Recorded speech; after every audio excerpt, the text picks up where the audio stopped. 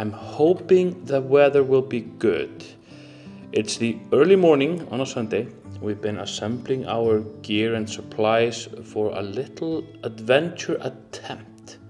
I say attempt because it's only June, and our destination for a little hike today is Kerlingarfjöll. Kerlingarfjöll and Hveradalir, the geothermic area around Kerlingarfjöll, the mountain range. This is in the center of the highlands, and the highlands are not known to be extremely accessible in June. However, looking at road.is, the official road condition website, anyway, if you're traveling in Iceland, I suggest that as your official resource. According to that, the road should be clear. It's all green, should be clear, and generally speaking, in summer it's accessible by regular cars. That particular part of the highlands, the Kerlingarfjöll area. It sits close to Kjalvegur, which is a pass across the highlands from the south to the northwest, which again is usually accessible or can be driven by regular two-wheel drive low cars, and I've done so in the past. So fingers crossed we're gonna be able to make our way all the way up to Kerlingarfjöll on the electric car. We're gonna stop by most likely around Geysir, the hot spring, and then try to charge up the car a little bit just to be on the safe side. And then, well, fingers crossed, we'll be able to make it all the way and do a little hike in the beautiful area of Hveradalir in Kerlingarfjöll.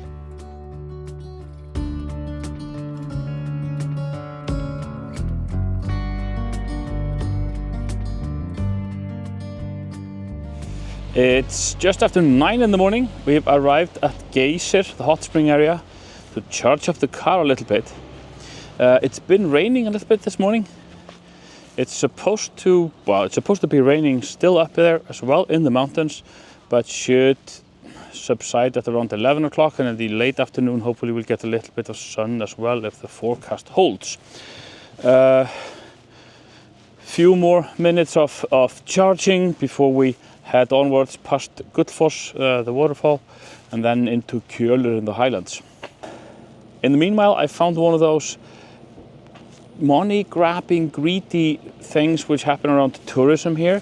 The charging station, which is a fast charger, paid charging station by the way, is inside a pay zone parking area. So I have to pay for the charging, naturally, about 70 kronur Icelandic per kilowatt hour, and we also have to pay 1,000 kronur or something for just parking while we are charging. Not so good, so shame on you, Owen and Geysir, for not just having the charging station outside of the paid parking zone.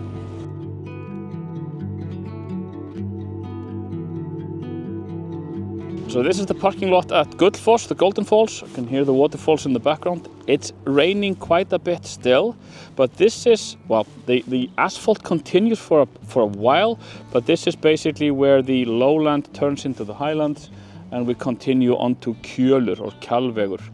80 more kilometers to Kerlingarfjöll or Crone Mountains. Hopefully we'll be able to drive the road on our car. If not, well, I probably won't be posting this video because we'll need to return. But this is what an adventure is all about. Let's head out there.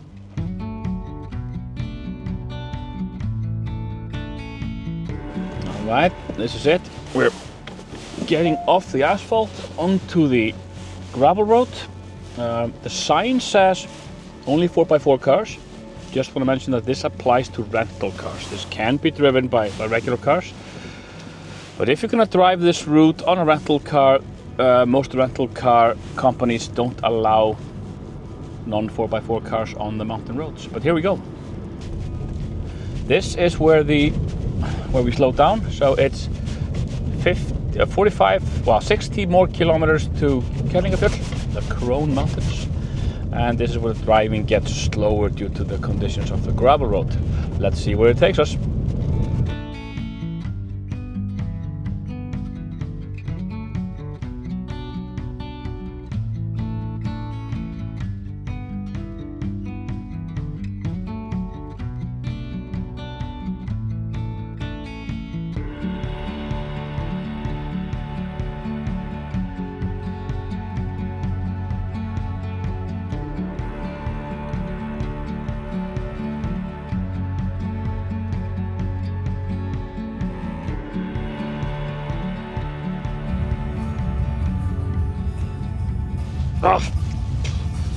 So many, it's full of flies.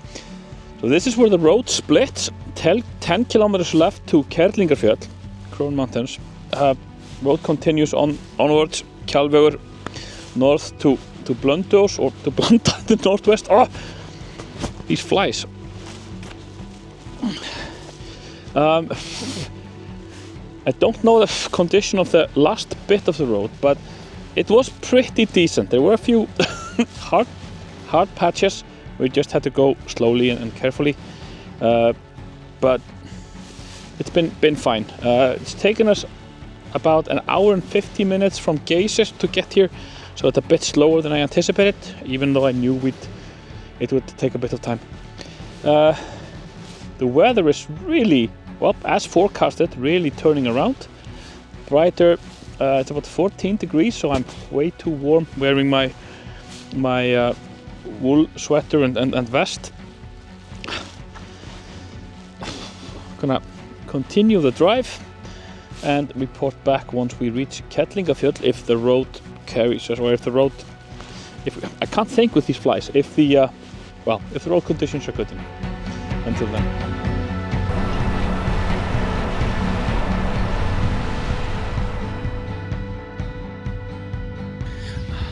We made it. This is Kerlingarfjöll, Ásgarður. There's just as many flies here as when we stopped at the intersection.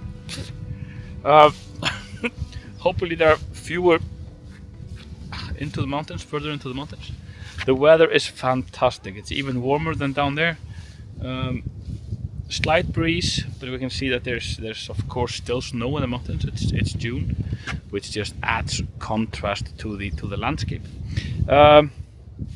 Lots of information here, lots of warnings. I mean, we are in the highlands. There's a lot of hot springs in the area, soft ground, sensitive ground, so we need to stay on marked paths. Should be about down to Hveradalir, where the main hot springs are, about 5 kilometers down there. We're gonna hike that path, walk around in that area, and then hopefully eventually turn back. Yeah.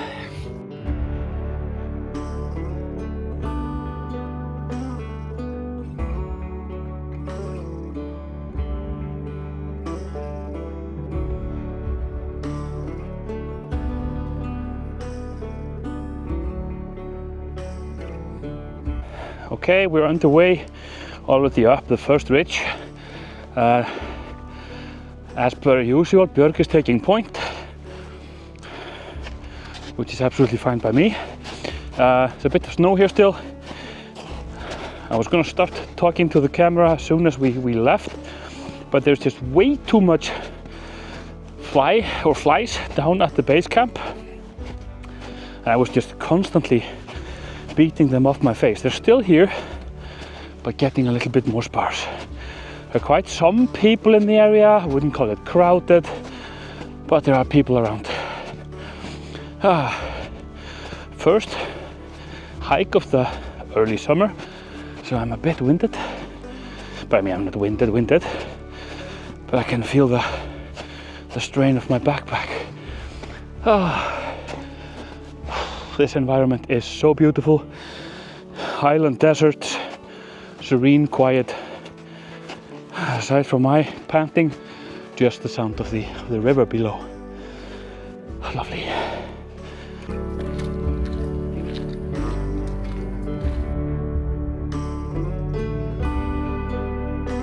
We're a bit of a ways in. My Garmin says at 850 meters above sea level. The flies are almost gone, and there's, well, practically no vegetation. There's a little bit, but practically nothing but the hardiest vegetation that can survive up here.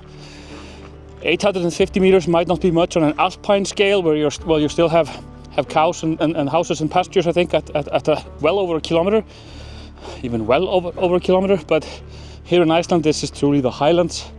Weathers can change quickly, and very little vegetation or animal life, aside from those few flies and birds, survive up here.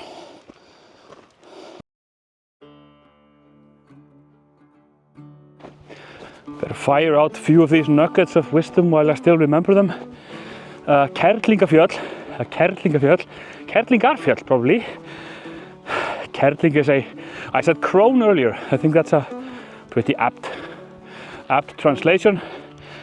It's a pretty derogatory name for a woman, usually an older woman, so I think crone is accurate. Mountains used to be a summertime and maybe wintertime ski resort here in Iceland, and maybe to some degree still is. And Icelandic skiers who, well, were training competitively spent time here in summer. And kids back in the 80s and 90s, when I was a kid and teenager, came here for summer camps, skiing in the mountains of Kerlingarfjöll.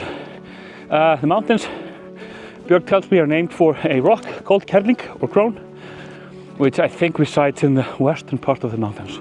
We're probably not going to hike out there and see that today, but it's one of the spectacles or attractions in the area that people come to see. I seem to have spoken a little bit too soon in terms of flies. We have entered fly territory again. In front of me, I think Björg was just choking up one. I think I've swallowed 4, so I think provisions are not going to be a problem on the way. We're going to get plenty of protein. These, by the way, are midges, which I think are distant relatives of mosquitoes. There are no mosquitoes in Iceland, so these midges aren't dangerous. They're just annoying. Well, they can and they do bite, specifically in the night, but they don't carry any transmittable diseases or anything. So no harm, no foul. Aside from the buzzing of flies, we're now far away from the river, 2 kilometers in from the river. It's completely still. I can hear Björg's footsteps in the rocks, already close to maybe 100 meters ahead of me. I can hear it clearly, as if she's just by my side. But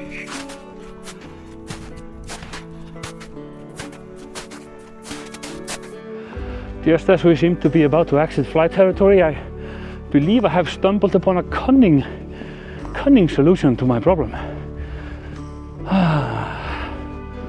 It's much better to actually see. I think the catchphrase of the trip is, we should have brought our fly nets.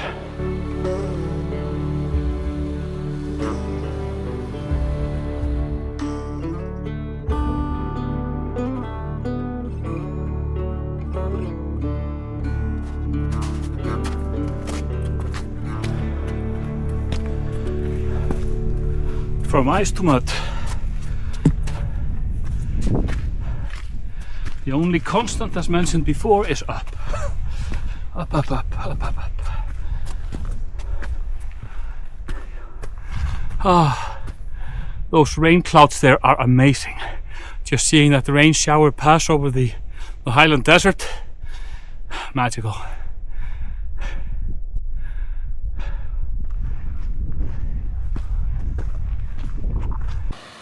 We are getting close, kilometer out or so. It's getting soft here. The ground is changing, turning more yellow and reddish, and there's black moss here, and you can smell the sulfur on the air. It might be that the area is a little bit snowier than I hoped, so the spring thaw hasn't melted enough yet in June, but let's hope we can see some of the colors, some of the hot springs. The heat from the springs surely melted away in the warmest areas, but it looks like the hills surrounding the springs are still quite a bit snowy, banks of snow in them.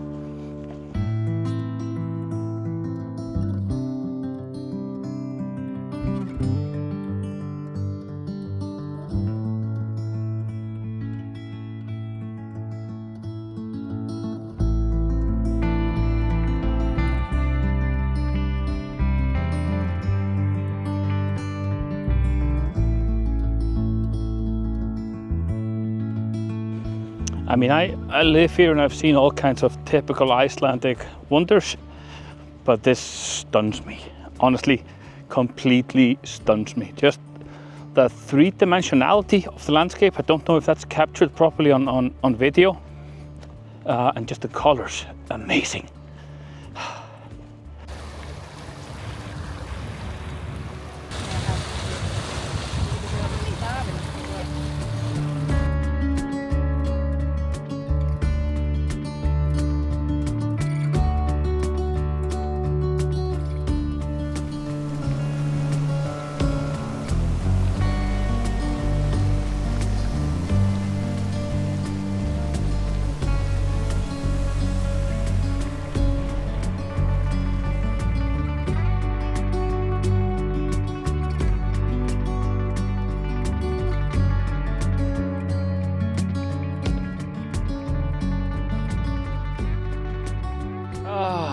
That was it. We're back from Hveradalir, back at the Highland base, the hotel, restaurant and baths. Wonderful place. Had a little relaxing bath in the geothermic baths here after the hike. We're gonna drive back home now. It's over 6 in the afternoon, evening, so we won't be home until probably 10 in the evening. It took us close to 4 hours to get here. So thanks for coming with us on a hike to Hveradalir. See you in the next video.